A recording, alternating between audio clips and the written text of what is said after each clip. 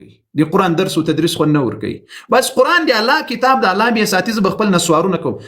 د ما سره اول د خپل ځان غم و، بیا د تاسو غم و را سره. د اخیری لسو شپو کې د قرآن تدریس، ځکه جبريل علیه السلام به په دې شپو کې له رسول الله صلی الله علیه وسلم سره تدریس کول د قرآن. ای مؤمنانو خوشحالي دي تاسو په حال باندې چې په دې نن درس کې را سره ملګری واسطه او په سبا درس کې را سره ملګری یاست، په بل ورځ د قرآن په درسونو کې خوشحالي دي هغه مؤمنانو په حال باندې. بشک نو دغه لږ پیسې دي د زړه له اخلاصه درته وایم، ویښې تېرې کړې په خوراک مه تېر. څونه خوبونه مو وکړل، څونه مزدوریانې مو وکړلې، څونه کاروبارونه مو وکړل، څومره بیل میزانې مو وکړلې. والله چې دا د ژوند د تغییر شپې دي. د څه شي؟ د ژوند د تغییر شپې.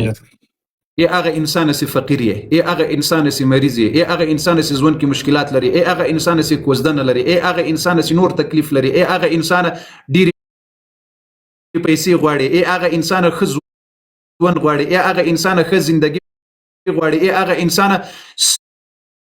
چې څه شي ته د ضرورت وي.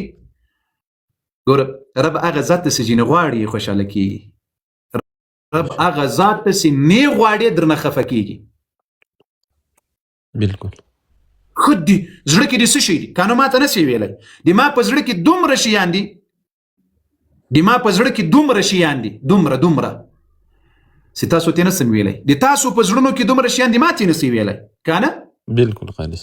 بالکل رب دې در باندې عالم ده که نه ده. بالکل یقینا. په دغه شپو کې راوباسه داسې ورته الله در باندې عالم ده، خو تې راوباسه. ای ربه ورته حساب یې کړه. ای ربه دا مې مشکل ده، دغه مې مشکل ده. ای ربه دغه نعمت دې را باندې کړی، دغه نعمت دغه له دغه تکلیف نه دې خلاص کړی، له دې تکلیف نه، له دغو تکلیفونو نه مې خلاص کړی. ای له ربه سره مو دغسې ډایرک خبرې وکړې. رب جل وعلا ته دې ژوند ټول شیان را مخکې کړه. ای ربه په دغه ته عالم یې، ای ربه په دغه ځای کې دې دا نعمت را باندې کړی، احسان دې را باندې کړی. ای ربه په دغه تکلیف کې راګیرم. ای عظیمه ربه د تا په بادشي کې د څه شي کمی ده؟ ای خالقه الله ته خو عاجز نه یې، ته خو کمزورې نه یې. ای ربه دې ما دا مشکل را حل کړه، ای ربه دې ما حفاظت وکړه، ای ربه دې ما ساتنه وکړه. ای یا حی یا قیوم الله، کته دا له تکلیف نه مې خلاص نه کړې بل مې څوک. ای الله جل وعلا سره دا د زړه توکل دی، داسې راواخله دا د زړه اعتماد او بروسه دی په خپل خالق جل وعلا باندې چې بس الله مې کار وکړل، الله مې نور کار وکړل. او کله چې دعا کوي عبادت کوي، په دې دعا او عبادت کې به دې شک نه کوي. فقط کدي دومره ووینم چې قبول بسي کنه، نور دې عبادت مزه لاړله، نور دې قبل دا قصه خرابه سوال. بروسه، اعتماد، توکل، دا به دسی پر رب العالمین جل وعلا باندې لکه څنګه چې په پیناډولو په پرشتامول باندې ده.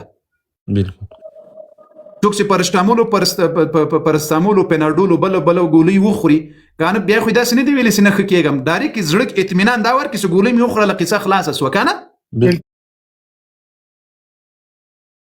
خالص.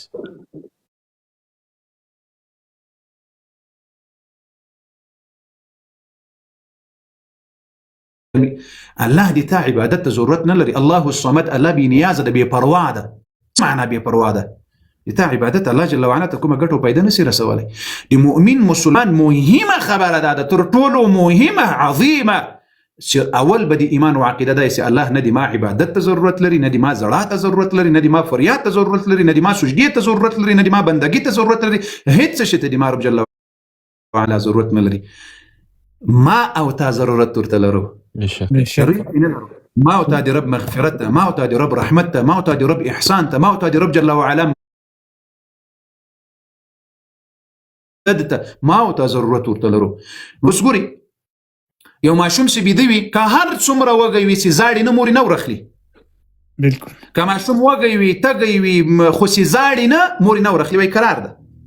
بالکل خو چې کله یې بوغ کړل د مورې زړه تر دې پښو ورته وځي وایي اله ماشوم باندې څه وسو نه وقایسه همدغسې بغا وکړي خپل رب ته په دې مبارکه میاشته کې. ای چې څومره ځان ستړی کوي ستړی کړه بیا هم کمه ده در باندې.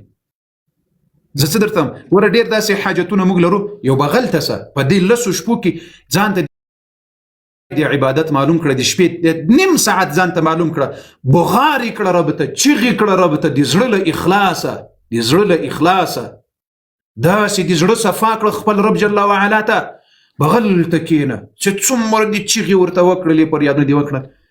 دا لږ شپې زه څه درته وایم، والله دغه خلوص یې څومره یې درته بیان کړي بیا هم کمه ده، بشک بیا هم کمه ده. د رب دپاره ما ته هم په دې لسو شپو کې یوه دعا در سره وکړې، د حفاظت دعا راته وکړې، ان شاء تاسو الله. د دعا په دې شپو کې خاص محتاج یم ټولو مؤمنانو مسلمانانو ته، څوک چې د صحابه و د دفاع لښکر ده، د سیکولانو دعا نه غواړم، د بل د بلا دعا نه غواړم، د صحابه و د دفاع د لښکر د دې دعا غواړم. نو الله جل وعلا مو ټول شرعي حاجتونه پوره کړه، که د ما مخالفت مو کړی ده، که مو ما ته بد و رد ویلي دي، دغو ټولو ته مو د رب جل وعلا دپاره بخشش ده، د رب جل وعلا د رضا دپاره مو بخشش ده ورته. هغه ټولو